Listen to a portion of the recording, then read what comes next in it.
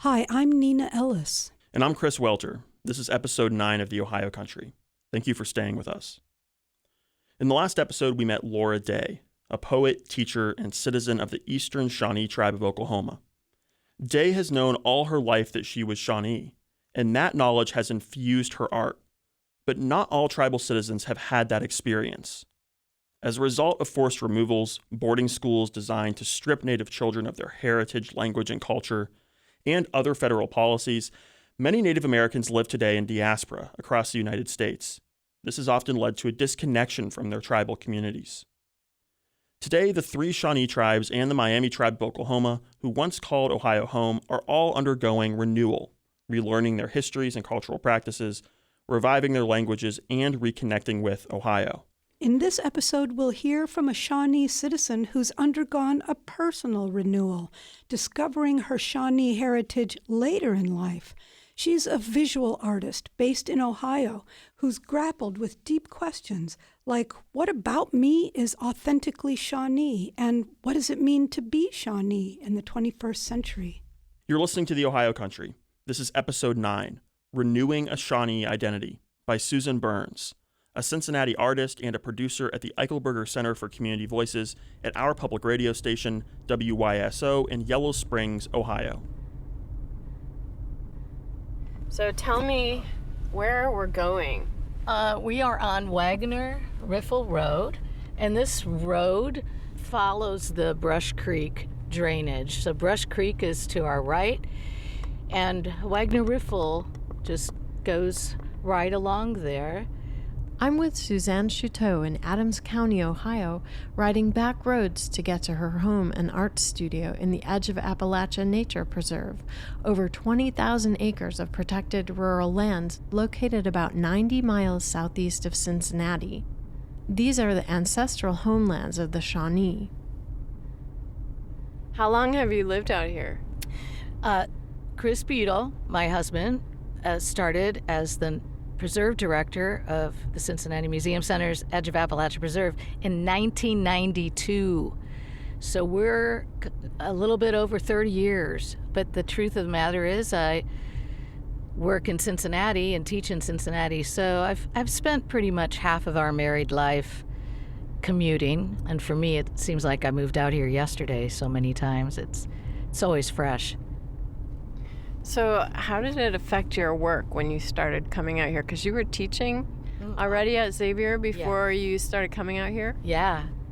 I've always looked to nature for inspiration and art making, and then just growing into the knowledge of the people who lived here before and generations and generations, and the ancestral Shawnee and the connections to my Shawnee heritage has made it feel even more special, because I really wasn't conscious of that when I first moved here. That's happened over the years.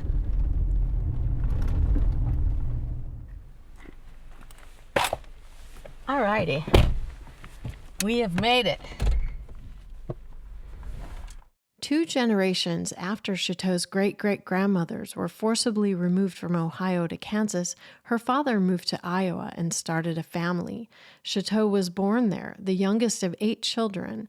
She studied art at St. Ambrose University in Davenport, Iowa, where her father, an artist and art professor, was one of her teachers. She followed in his footsteps, going to graduate school for printmaking at the University of Iowa. For the past 34 years, she's been at Xavier University, teaching studio art and art history. History of American art was one of the first semester classes I taught, and the textbook had already been ordered, so I had to use it. The introduction, they basically said there were people living in North America. This was an art historian, he said this, but they were eliminated, and so that's that. It was something that bad. He might have even said exterminated. I don't know what the exact word was, but it was like complete erasure.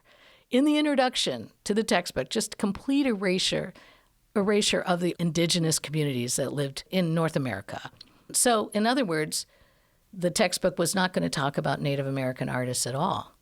Chouteau's own art often confronts erasure or genocide of humans and endangered animals, from genocides in Rwanda and Sudan to Chinook salmon die-offs and the mass slaughter of bison meant to starve the Plains Indians. In 2011, she made a print about the massacre of Lakota ghost dancers at Wounded Knee. That led me to think about the removal of the Shawnee, the removal of my ancestors from here. And then that led me to tell the story of the Shawnee from a photograph that I had, that my grandfather had, of his first cousin on his wedding day in Miami, Oklahoma. She made a woodcut print of a man and woman standing in tall prairie grass. Snowflakes in the blue sky reference the forced migration that started at the onset of winter. The purple coneflowers that bloom are native to Ohio. The border of the print looks like a fringed blanket. It references comfort and protection, as well as the smallpox-infested blankets that were intentionally given to the Shawnee. On the border of the blanket is written Shawnee Chief Tecumseh's way of life statement. Live your life that the fear of death can never enter your heart. Trouble no man about his religion. Respect him in his views, and demand that he respect yours. Love your life. Perfect your life. Beautify all things in your life. Seek to make your life long and of service to your people. Show respect to all men, but grovel to none. When you arise in the morning, give thanks for the morning light, for your life and strength. Give thanks for your food and for the joy of living. If you see no reason for giving thanks, the fault is yours. I really hadn't heard about Tecumseh much. And when I read it, it was so profound, I wrote it down. And that is what I put along the border of the blanket, because to me it summarized what we lost in a way, what I lost. Let's say I lost, my family lost. Their ties to tribal history, memory, and language eroded over generations of assimilation into American culture. Chouteau titled her blanket-bordered print, The Way of Life, Indian Removal Act, 1830. It marked the beginning of her own journey to reclaim something of her lost Shawnee heritage. The Shawnee tribe was not federally recognized until the year 2000. So for all those years, even though our family knew we were Shawnee, we were identified as Cherokee Shawnee. My father instilled in us that we were Shawnee citizens and that we should be proud of that. He did not learn the Shawnee language, and nor did my grandfather. My grandfather went to the Cherokee seminary school and did learn to read Cherokee and speak some Cherokee, but never his own Shawnee language. My great-great-grandmothers who spoke Shawnee did keep that language. I believe Caroline, her Shawnee name was Conchiqua, and I believe her daughter Adelia, which would be my great-grandma, was called Solisay. But you were discouraged from holding on to your language. You were punished, and I'm sure Caroline was punished at the Shawnee Mission School if she spoke Shawnee. As we walked down the road to her studio, she told me that her father kept her and her siblings enrolled in the tribe, but for a very long time she felt uneasy about publicly identifying as Shawnee. She was 50 years old before she made her first work of art about it. Are you worried that you're not, or initially, like you didn't really claim your exactly. heritage? Because what about me is really authentically Shawnee, right? I wasn't raised on a reservation. I wasn't taught the Shawnee traditions and language and customs and rituals. So without that really, besides the birthright, the bloodline, right? Besides the bloodline, how am I Shawnee, right? And then when I started to think about, though, the way that my father and my mother, but the way that we were taught to be and live, it's very Shawnee. It's a respect for all things. And I think of Tecumseh's words, perfect your life, love your life, beautify all things in your life. That was at the heart in my family. That was at the heart of the way we were raised.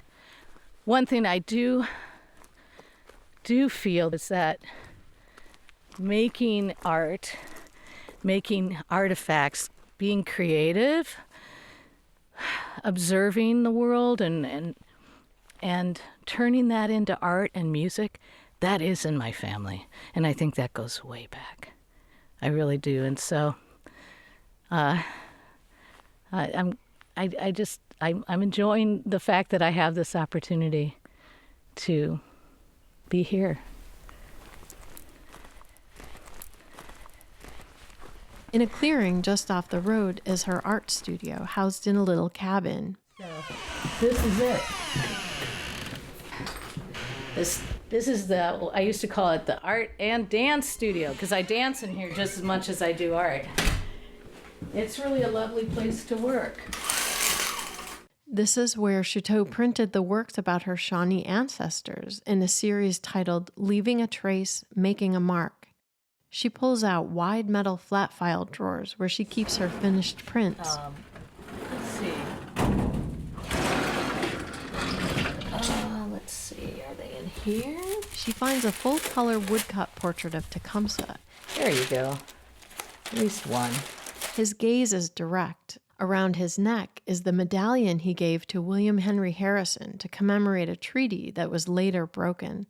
He wears the eagle feather of a chief, and Suzanne points out a detail on the epaulets on his shoulders. You see all the four-pointed stars, right? The same star sort of sparkles in the sky, because Tecumseh means shooting star. And so I'm referencing him as a star, a shooting star. The jacket also has sort of this pattern of Quercus alba, which is white oak. The white oak is sacred to the Shawnee, and you see the white oak leaves on the seal of the Shawnee tribe as well. So I wanted all those references. I wanted to make this image of Tecumseh for 21st century Shawnee, and by a Shawnee tribal member. Back at her house, we look at another print in the Leaving a Trace series called The Way of Love, a portrait of Chouteau's great-great-grandmother, Caroline Suggett. Drawn into the weave of Caroline's braids are tiny portraits of Chouteau's grandfather and father. And I feel, especially here, that that I'm where they were, They were here one time, and they were forced to leave. And so now that I've been able to return them, right? They're part of me that I've returned, my father, my grandfather, his parents, and so forth. In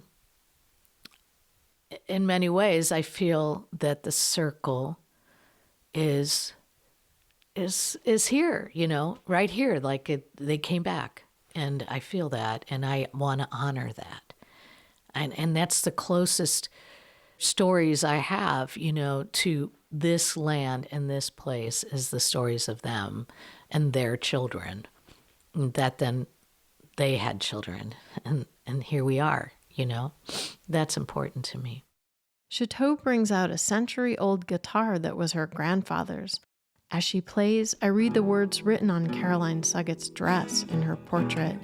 They came from her headstone epitaph, quoted from the Christian Bible. I have fought a good fight. I have finished my course. I have kept the faith. Across the morning sky, all the birds are leaving. This is Susan Byrnes for WYSO. Suzanne Chouteau was interviewed in 2023, and she has since retired from her faculty position at Xavier University in Cincinnati. Join us for episode 10 of the Ohio Country as we return to Oklahoma. There, we'll meet citizens of the Miami Tribe of Oklahoma who are reconnecting with their culture through a unique collaboration with the Miamia Center at Miami University of Ohio. When our son went to Miami of Ohio on the Heritage Scholarship and through the Heritage classes, that's when I understood that there was forest removal. We had our own Trail of Tears. I had no way of knowing that. So as Ian was learning the history, as our son was learning the history, then he brought it home, and then I was learning the history. That was episode 9, Renewing a Shawnee Identity. It was written and produced by Susan Byrnes, an artist and a Community Voices producer at the Eichelberger Center for Community Voices. She is also the creator of the series on WYSO called Studio Visit. You can see Suzanne Chouteau's artwork at wyso.org/podcasts. The editor of the Ohio Country is Samantha Summer, and the cultural advisor is Dr. John Bickers, a citizen of the Miami Tribe of Oklahoma and an assistant professor at Case Western University in Cleveland. Layla Troyer, a graduate of Miami University and a citizen of the Miami Tribe of Oklahoma, designed our logo. Evan Miller composed the music for the series, and the audio has been mixed by Flawn Williams. I'm the digital producer, Mary Evans. This program is made possible through a partnership with Ohio Humanities, a nonprofit that shares stories to spark conversations and inspire ideas, and by the National Endowment for the Humanities, a More Perfect Union initiative. Any views, findings, conclusions, or recommendations expressed in this program do not necessarily represent those of Ohio Humanities or the National Endowment for the Humanities. To see visual content related to the Ohio Country, follow us on Instagram, Facebook, TikTok, and YouTube. And for a full transcript of every episode made by humans, go to wyso.org.